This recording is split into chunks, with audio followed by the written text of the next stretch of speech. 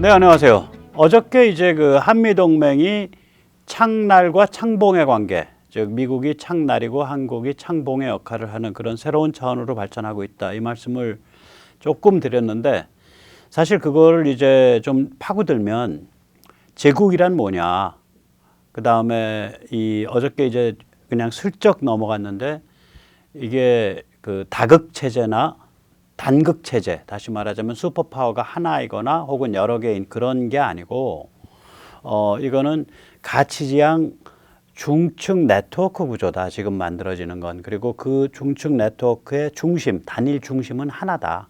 이게 그러니까 폴이 아니라 POLE가 아니라 중심 센터다. 이제 그런 말씀을 좀 여쭙었는데 이게 굉장히 그 중요한 화두거든요. 그래서 오늘부터 해서 한 두세 시간에 걸쳐서 한 3시간 정도 될 것 같아요. 토탈 2시간이 넘을 것 같아요. 그래서 말씀을 여쭈고자 하는데 이야기가 길어서 오늘과 내일 이틀에 걸쳐서 하겠습니다. 먼저 세뇌 탈출 자유구독료 부탁 말씀 올립니다. 아시다시피 세뇌 탈출은 광고가 잘 붙지 않거나 붙더라도 통상 좀 늦게 붙습니다. 도와주시면 보다 좋은 컨텐츠로 찾아뵙는 데 커다란 힘이 되겠습니다. 감사합니다. 이야기가 좀 복잡해서 그 이야기의 마디가 바뀔 때마다 이 삽질을 하나씩 넣었어요. 이런 식으로. 이번 마디에서는 한미동맹이 심화되기 위한 경제적 조건. 일단 제대로 된 동맹이 심화되려면 둘 다 밥 벌어먹고 살 수 있어야 되고 둘 다 당당해야 됩니다. 그래서 이 맹자가 말했던 항산, 항심. 우리 속담으로는 쌀떡에서 인심 난다. 요즘 말로 하자면 먹고사니즘이 안정되면 냉철해질 수 있다. 이 냉철해져야 이제 뭐 제대로 동맹이 발전할 거 아니에요. 그 조건을 일단 좀 말씀드리겠습니다. 한국 쪽을. 지금 전 세계가 참 고통스럽죠. 우크라 전쟁, 코로나 끝나서 좀 숨 좀 돌리나 했더니 우크라 전쟁 터져가지고 우크라 전쟁의 의미는 전 세계의 석유가스 수급 채널의 구조 조정입니다. 러시아가 해오던 역할이 줄어들고 그것이 이제 다른 쪽으로 구조 조정되는 그런 방향인데요. 따라서 굉장히 고통스럽죠. 그리고 이제 거기다가 이제 그 인플레이션, 특히 곡물 인플레이션인데 그게 이제 우크라에서 곡물이 못 떠나서 일어난 인플레이션이기도 하지만 중국이 워낙 많이 쟁이고 있어요. 지금 현재 전 세계 예를 들면 밀의 비축량 중에 60%가 중국이 비축하고 있습니다. 계속 사들이고 있어요. 그런데다가 올해 뭐 여기저기 막 가뭄이 닥쳐서 이게 지금 장난이 아니죠. 그런 고통스러운 상황인데 이 한국 경제 잘 버티고 있습니다. 제가 거듭 말씀드리지만 먼저 이제 우리 그 한국 사람들의 특징이 굉장히 촉이 빠른 거예요. 제가 봐도 깜짝 놀라요. 저는 좀 약간 좀 이렇게 종자가 좀 달라가지고 제 관념에 사로잡혀서 사는데 사람들은 훨씬 더 감각적이죠. 훨씬 더 직관적이고 촉이 굉장히 빨라요. 그래서 제가 이제 제 친구 중에 참 초등학교 때 그렇게 직구께서로 장난하고 살던 친구인데 지금 큰 스님이 돼 있는 친구가 있어요. 그 친구 만나면 사회정치적인 얘기를 잘 못 꺼내거든요. 근데 얼마 전에 만났는데 이 세상이 바뀌고 있다. 그런 얘기, 그러니까 사회정치적인 의미에서 그런 얘기를 하더라고요. 그러니까 하루 종일 선만 하고 사는 선원에 있는 친구인데 고승대덕이죠. 그래서 야 이거 참 사람들이 이걸 다 느끼고 있구나. 그런 생각을 다시 한번 했습니다. 이 전조가 있었죠. 먼저 미국의 이때까지 미국 대통령 중에 그런 인물은 없었는데 트럼프라는 희한한 대통령이 들어와서 좋은 의미에서든 나쁜 의미에서든 파퓰리즘이죠. 그러니까 이 글로벌리스트 그러니까 슈퍼 엘리트들이 조물락거리면서 그거에 또 수발을 드는 워싱턴 스왑프라고 불리는 그 정치권의 선수들끼리 이렇게 돌려가면서 해먹는 그런 체제에 대한 전면적인 그 반기를 들고 이제 미중 전쟁 깃발을 든 그런 인물이죠. 그리고 또 우리나라에서는 박근혜 대통령이 탄핵을 당했고, 그리고 뭐 황당한 간첩스러운 그런 문재인이가 대통령이 되고, 뭐 이게 다 전조입니다. 그리고 트럼프 때부터 미중 전쟁이 시작돼서 지금 점점 더 격화되고 있고요. 그리고 드디어는 2020년부터 중국발인지 뭔지 몰라도 아무튼 우한에서 제일 먼저 코로나가 시작된 것 같다고들 얘기를 하죠. 이거 말 잘못하면 제가 유튜브에서 잘립니다. 그래서 말 조심해야 됩니다. 이런 전조들이 있습니다. 그러고 나서부터 이제 최근 들어선 급변 물살이 시작이 됐습니다. 그래서 우크라 전쟁과 이제 그 과정에서 러시아가 지금 개망신하고 있는데요. 지금 뭐 헤르손 같은데 우크라가 대대적인 반격을 하고 크리미아 반도까지 그 하이마스 같은 장거리 로켓을 계속 정밀 타격 로켓을 계속 쏘아대고 아마 우크라가 이제 그 전차라든지 이런 기갑 공격 그 군사력이 약하지만 그걸 다른 방식으로 이렇게 커버를 해가면서 그러니까 드네프르강 서쪽 우리는 그 강을 이제 우리는 이제 북쪽을 이렇게 그 바라보면 드네프르강이 북에서 남으로 흐르니까 드네프르강 서쪽이면은 왼쪽이라고 생각을 하는데 아주 옛날부터 굉장히 몇백 년 전부터 그러니까 그 사람들은 그 흑해를 바라보는 관점에서 말을 해요. 그래서 이 우리가 보는 드네프르강의 왼쪽을 그 사람들은 오른쪽이라고 부르고요. 그러니까 저쪽 그 북쪽에 서서 남쪽을 바라보는 관점으로 얘기를 해요. 그 보면은 그래서 저도 깜짝 놀랐어요. 아무튼 그 드네프르강 서쪽으로 건너와 있는 헤르손 지역으로 건너와 있는 러시아 지금 대규모 병력을 한 두 토막으로 잘라가지고 두 토막 내지 세 토막으로 잘라서 압박하려는 그런 쐐기 작전을 지금 하고 있습니다. 아마 러시아 개망신하고요. 결국은 러시아가 제가 거듭 말씀드리지만 크리미아랑 돈바스까지 포기하고 물러날 때까지 물고 늘어질 겁니다. 왜 그러냐면은 우크라이나 국민이 그걸 각오가 돼 있고요. 그리고 미국과 서방이 그 집요하게 그 같은 작전이 펼쳐질 수 있는 군비 지원을 계속 할 거기 때문에 그렇다고 생각을 합니다. 자, 이런 일이 터지니까 이제 폴란드 등 동유럽 국가들과 발틱 3국과 핀란드, 노르웨이, 즉 러시아를 딱 전면을 하고 있는 나라들이 지금 비상이 걸렸죠. 왜 그러냐면 러시아가 이제 발작을 할 수 있으니까. 저 개망신하고 나서. 그 다음에 이제 세 번째는 아까도 말씀드렸듯이 지금 경제 대란입니다. 에너지 수급 채널이 구조조정을 하고 있고요. 곡물이나 이런 거가 있고요. 또 코로나 때 각국이 통화 증발해서 풀어놓은 돈이 있고요. 이래가지고 인플레가 심하고 경제는 잘 회복이 안 되고 스태그플레이션, 그러니까 불안과 인플레가 동시에 진행하는 그런 현상들이 곳곳에서 펼쳐지고 난리가 아니죠. 그리고 중국 1대1로 그 차관 빌려 써서 악성 차관에 덫에 빠진 나라들이 지금 스리랑카 또 파키스탄 그렇게 해서 한 9개 국가가 지금 부도가 나냐 마냐에 몰려 있는데 게다가 또 파키스탄은 물벼락을 맞아가지고 전 국민의 3분의 1이 지금 주택이 침수됐다고 얘기를 하죠. 그런데다가 중국이 또 적폐가 폭발해서 적폐 폭발입니다.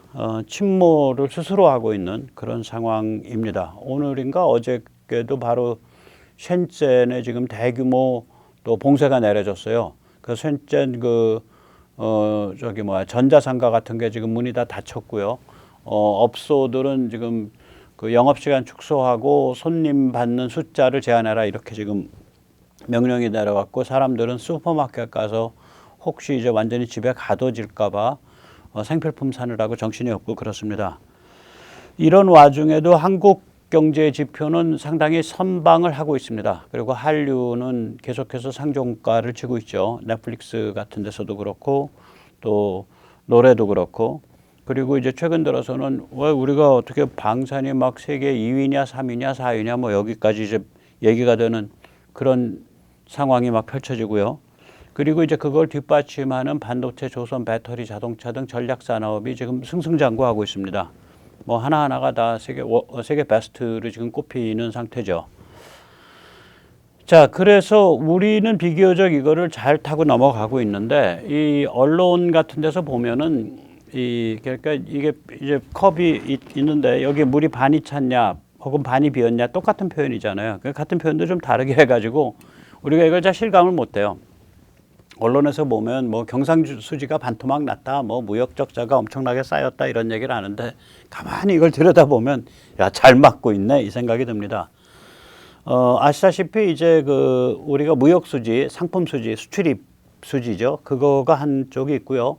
무역 외 수지가 있습니다. 서비스 수지, 본원 소득 수지, 이전 소득 수지. 서비스 수지는 뭐 이제 용역비를 줬다든지 뭐 관광을 들어왔다든지 나갔다든지 이런 걸 거고요. 본원 소득 수지는 이제 외국에서 투자해 놓은 거에서부터 이제 투자 수익이 꼬박꼬박 들어오는 게 본원 소득일 거고요. 이전 소득은 외국에서 송금 받는 거 뭐 이런 걸 얘기하는 겁니다.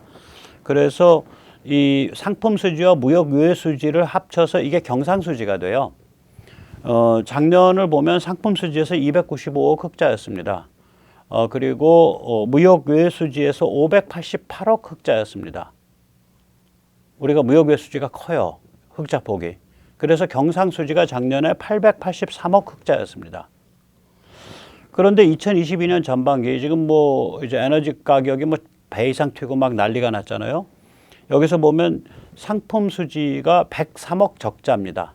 작년에 비교하면 작년 상반기에 181억 흑자였습니다. 그러니까 작년에 비교하면 181억 흑자가 103억 적자로 돌은 거니까 300억 폭으로 움직인 거예요. 저게 흑자 다 까먹고 적자로 100억 내려갔으니까.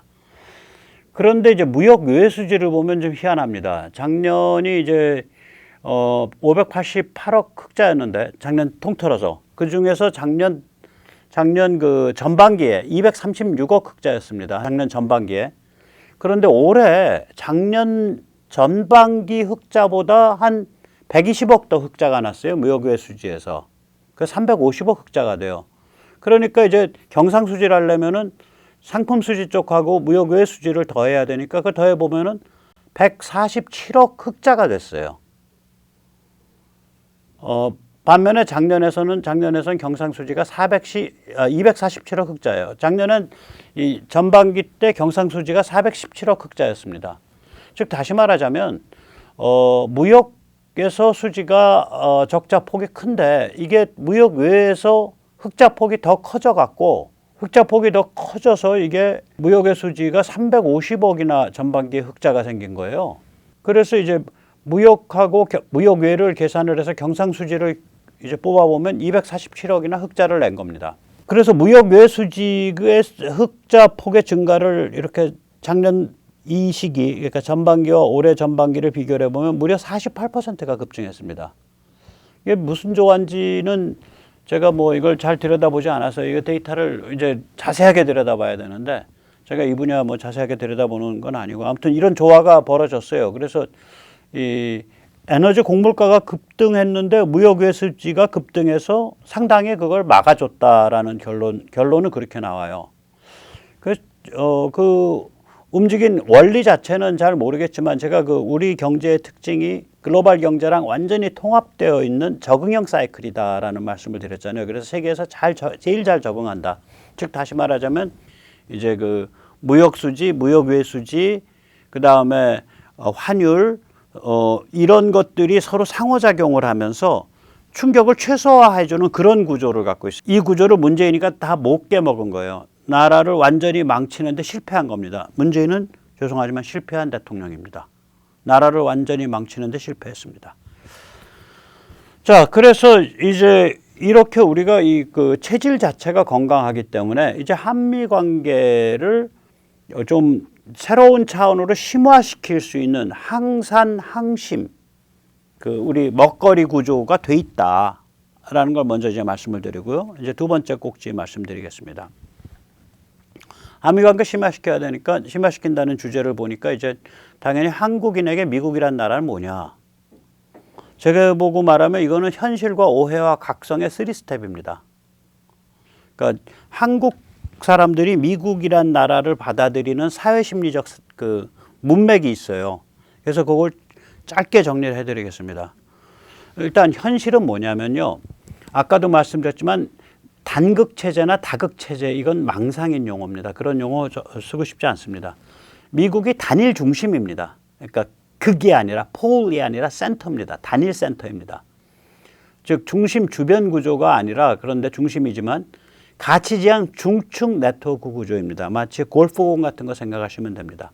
거기 그 조그만 핵이 들어있고 그 핵을 중심으로 해서 이제 그 고무 그 실이 계속 층층층층층층 감기죠. 그래서 그게 다층 중층 네트워크를 가지죠. 그런 거 비슷하다고 생각해요. 저는 미국이 단일 중심이 될 자격이 있다고 봅니다.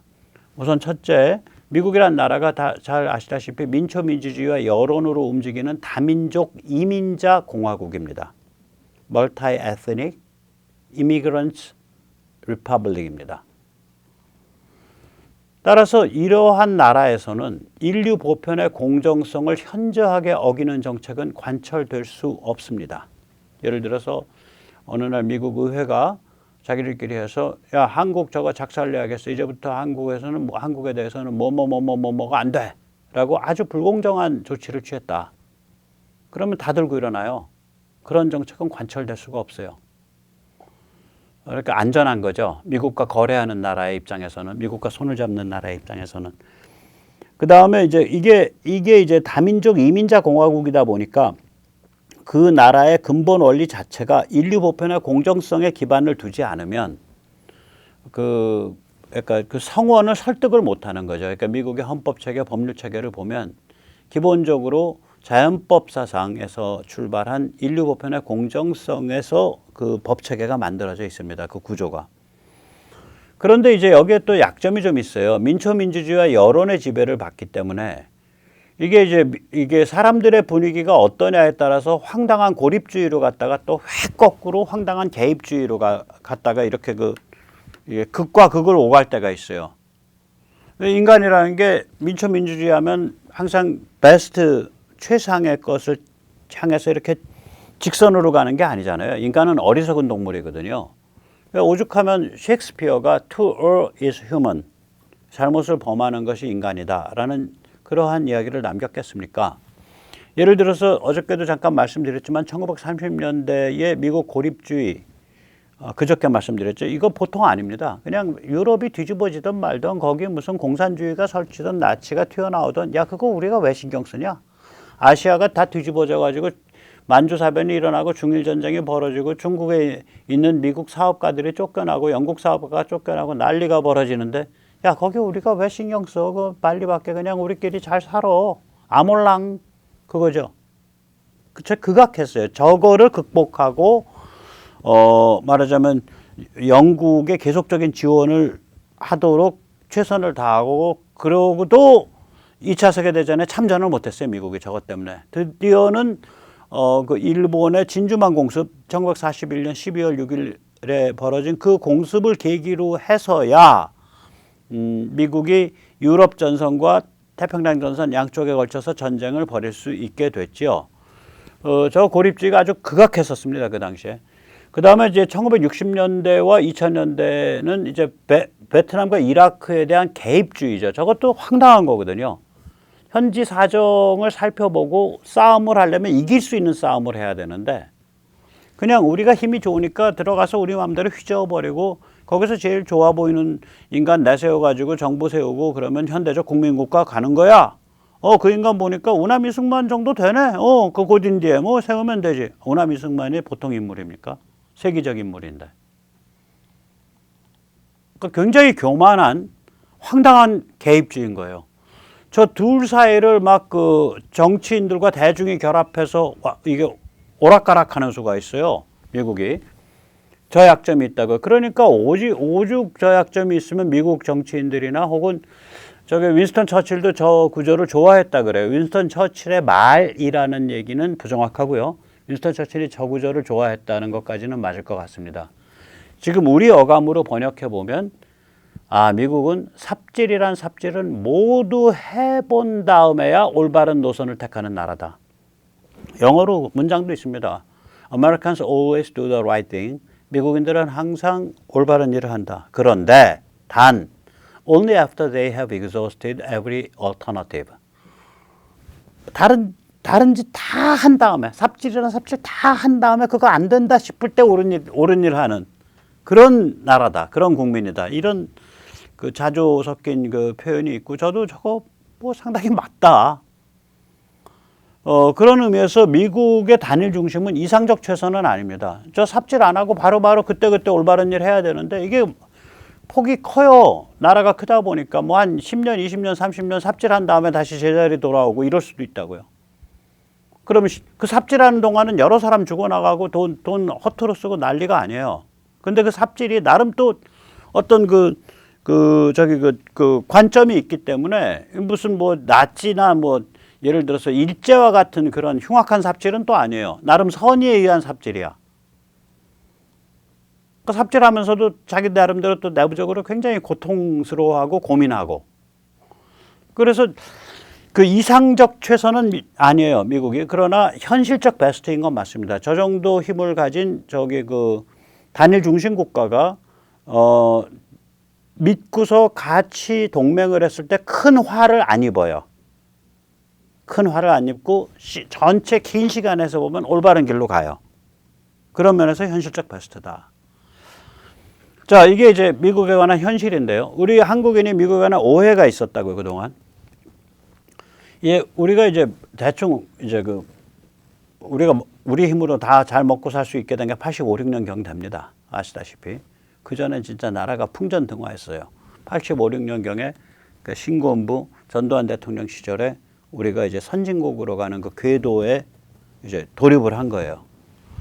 그래 80년대 후반쯤 되면 이제 뭐 닭고기도 잘 먹고 돼지고기도 잘 먹고 이럴 수 있는 데가 돼서 제가 77학번인데요. 77, 78, 79, 80에 이 학생들이 닭고기, 돼지고기 잘 못 먹어요. 저 서울대 다녔지만 잘 못 먹습니다. 주로 무슨 그때는 또 생선 같은 게 쌌어요. 그래서 생태탕 이런 거 시켜놓고 나중에 뼈까지 다 오독오독 씹어가면서 이제 안주가 부족하니까 그래서 소주 먹고 뭐 오뎅에다 소주 먹고 그렇게 먹었죠. 그래서 이제 80년대 후반쯤 되니까 이제 먹고 살만해졌어요, 한국인이. 그러면 이제 먹고 살만해지면 이제 주체성 갈증이 생깁니다. 내가 내 운명의 주인이고 내가 남들만큼 다 똑똑하고 강하다. 그런 것을 증명하고 싶어하는 주체성 갈증이 생겨요. 이게 누구나 다 그렇죠. 뭐 한 개인도 그렇잖아요. 사춘기 때 잘할 만큼 잘하니까 이제 머리 굵었다고 들이받고 이제 반항하고 그러잖아요. 그 과정 겪어가면서 사람 되는 거죠. 그래서 이제 이게 주체성 갈증이 생기니까 이게 무슨 증상이냐면 저 그때 굉장히 깜짝 놀랐는데 저는 그 당시에 기본 관점은 지금과 비슷해졌어요. 87년부터 이런 관점이었으니까. 88 서울 올림픽에서 소련과 동유럽 국가들을 미친 듯이 응원하더라고요. 제가 그때 수배당할 때인데요. 저 사람들이 왜 저래 그랬어요. 그게 무슨 운동권 학생들만 그런 게 아니에요. 일반인들까지. 화이트 칼라까지. 언제 소련과 동유럽을 우리가 알았다고? 그게 6.25의 주범인데. 그러니까 미국에 대해서 뭔가 한번 뭐 좀 아닌 것 같은 소리 한번 질러보고 싶은 거라 이 사람들이 그 욕구예요. 제가 85년도 1월 달에 이제 그 지하 서클에서 저 그때 이제 한참 데모할 때인데 이제 한 20명이 회의를 할 때 그때 저희 쪽 입장은 이제 그 김일성 주체 사상파가 등장할 때예요. 그때가 막 그게 이제 자민투라고 불리는 흐름이에요. 저 자민투 쪽의 장이 아마 저거의 변형이 삼민투고 그 삼민투의 고려대 쪽 장이 허인회죠. 허인회는 저보다 한 4학번, 5학번 아래쯤 될 겁니다. 그러니까 자민투라는 게 지금 뭐 학교에 등장을 했대. 근데 그거 까고 나면 식민지 해방론, 한국을 식민지로 보는 거고 까면은 그게 김일성 주체사상이랑 비슷하다는 거라. 그러면서 이제 그 회의에 참가한 다른 우리 동지들이 저거 뭐 한국이 어떤 데인데 저 말도 안 되는 소리 저거 그냥 한 5, 6개월 유행하다가 시들 거다 그러더라고요, 다들. 그래서 제가 그때 안 시든다 저거. 맹위를 떠칠 거다. 왜냐? 먹고 살만해지면 그러니까 저는 그때도 우리 사회가 먹고 살만해지고 있다고 느낀 거예요. 그 살벌한 시위 그렇게 지하에 다니면서 한 게. 그러니까 저는 딱 하나였습니다. 사실은 무슨 뭐 그게 막슬레닌주의냐 아니냐 이런 걸 다 떠나서 뭐가 됐든 간에 들고서 들이받고 아각거리고 싸우면 신군부가 억제된다라고 생각을 했어요. 왜냐하면 저는 그러니까 남미 같은 식으로 신군부가 강화될 위험성이 있다라고 그때는 생각할 때예요. 그 뭐 일어나지 않은 역사니까 있다 없다 지금 얘기할 수 없죠. 그래서 그런 군부 중심의 사회가 되면 우리 사회는 골로 간다라고 생각을 했어요. 그래서 제가 막스레닌주의라는 흉악한 물건을 들고 말하자면 이제 머리를 친 거죠, 신군부에. 근데 이제 그래서 저는 그 당시도 우리 사회는 남미랑 완전히 다르다. 그리고 이거는 제대로 가고 있는 길이다라고 생각을 했다고요. 그래서 먹고 살만해지면 내가 주인이다라는 맹목적인 민족주의가 엄청 터져 나온다.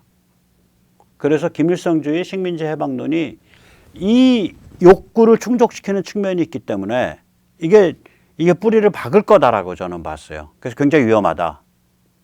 그 당시에 85년 1월 달에 저 얘기할 때 아무도 안 믿더라고요. 뭐 그러겠냐 그러더라고요.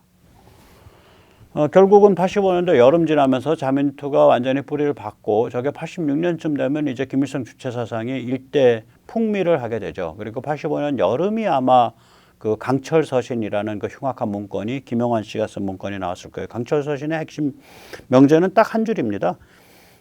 박헌영은 미제의 간첩이 맞고 민족의 정통성은 김일성에 있다. 그게 강철서신이라는 팜플렛의 핵심이에요. 자, 그리고 이제 미국과 서방 슈퍼 엘리트들이 이제 황당 행보를 합니다. 이제 소련 동구 해체 이후에. 그래서 이 사람들이 1990년경부터 중국 사랑, 러시아 사랑, 그리고 공화국 해체. 그러니까 미국과 공화국 약화죠. 정확히 표현하면 미국과 서방의 공화국을 약화시키는 것. 무한 젠더, 뭐 동성애 띄우고, 뭐 또 트랜스 띄우고, 뭐 양성애 띄우고, 또 역사 전복.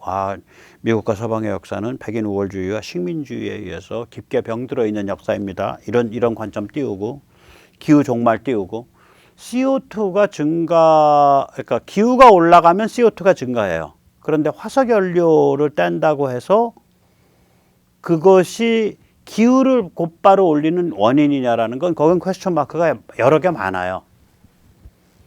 퀘스천 마크가 굉장히 많습니다. 왜 그러냐면 그러니까 이산화탄소가 올라가는데 화석연료를 떼니까 숲을 덜 깎잖아요. 그 숲이 늘어나죠. 그러면은 이산화탄소를 또 잡아주잖아요. 이런 여러 가지가 다이내믹한 변수들이 있어서 저는 공해를 컨트롤하자는 데는 뭐 100% 찬성이지만 과연 화석연료를 악마화 시킬 것 있냐. 일론 머스크도 화석연료는 계속 떼야 된다 이런 얘기를 하죠. 악마화 시킬 건 없다. 저는 그렇게 보는 관점이고요. 그다음에 이제 이렇게 돼서 이제 미중 미로를 하니까 미국과 서방이 한국인한테 이게 어떻게 다가오냐면 미중 미로는 한국인한테는 한중 미로이 되죠. 한중 미로이라는 거는 친북 친중이 되는 거죠. 한중 미로를 하고 친북 친중을 하는 순간 6.25와 반공을 조롱하고 멸시하게 됩니다. 그래서 아마 조금 기억을 해보시고 더듬어 보시면 우리 사회를 풍미한 불과 몇 년 전까지 지금은 저런 얘기가 많이 들어갔지만 그런 그 내러티브라 그럴까 그런 스토리가 이런 거죠. 반공은 6.25 악몽에 가위 눌린 틀딱수구 전쟁광의 시대 착오적 행태입니다. 그 다음에 지금 색깔론 펼치십니까? 뭐 자기들끼리 정치인들끼리 싸울 때 저런 소리 하잖아요. 색깔론 펼치면 안 되나? 너 보니까 너 빨간색이야. 너 분홍색이야. 너 중국 간첩스럽네. 이런 얘기 하면 안 되냐고. 그런 얘기 자체를 원천적으로 차단해 버리는 거 아니에요. 색깔론이라는 그 딱지를 가지고 또 그런 그 내러티브를 또 안철수는 옆에서 요즘 세상에 빨갱이가 어디 있남요? 라고 해서 또 염장을 지르죠. 이게 다 저거죠. 6.25와 반공에 대한 조롱 및 멸시입니다. 저걸 누가 기름을 부은 거냐면 미국 서방의 슈퍼 엘리트들이에요. 저자들이 중국 사랑, 러시아 사랑 빠지고 공화국을 약화시키는 걸로 가니까 우리가 그렇게 쓸려가는 거예요. 우리는 저런 식으로 표현된다. 근데 이제 그렇게 되면 우리는 그 다음에 그게 반미로 튀어요. 왜냐면 우리 자신의 가장 중요한 소중했던 경험을 부정하고 나니까 6.25라는 게 악몽이야 그냥. 근데 그 악몽 누가 시킨 거야? 미국이 시켰네. 분단해갖고 동족 상잔을 시켰네. 웰컴 투 동박골이란 영화의 핵심 주제 아닙니까? 미국이 동족 상잔을 해서 서로 잡아 죽이도록 만들었다. 그래서 동족끼리 손잡고 미국 전투기를 향해서 저항했다. 그게 웰컴 투 동박골 아니에요 그게? 그 영화가. 즉 6.25 대한민국 반공을 멸시하면 그 다음번 결론은 반미가 되는 거예요. 동족 상잔을 시킨 지능적 전쟁 범죄의 나라가 되는 거예요. 미국이. 저런 식의 내러티브, 저런 식의 관점, 저런 식의 담론이 한국을 1990년부터 한 2010년 전까지 지배를 했고, 일방적으로. 그리고 그것을 간신히 깨나갔고, 그 악몽을 깨나서 회복을 해가던 참에 탄핵이 터져가지고 또 한 5년 동안 문재인이 또 가져갔었고. 우리가 이제 웬만큼만 하면 다시는 문재인, 이재명 같은 자가 정권 못 잡습니다. 웬만큼만 하면. 웬만큼 하기가 어려워서 그렇지. 자, 이제 현실과 오해를 봤으니까 이제 각성을 한번 보죠. 세 번째 스텝.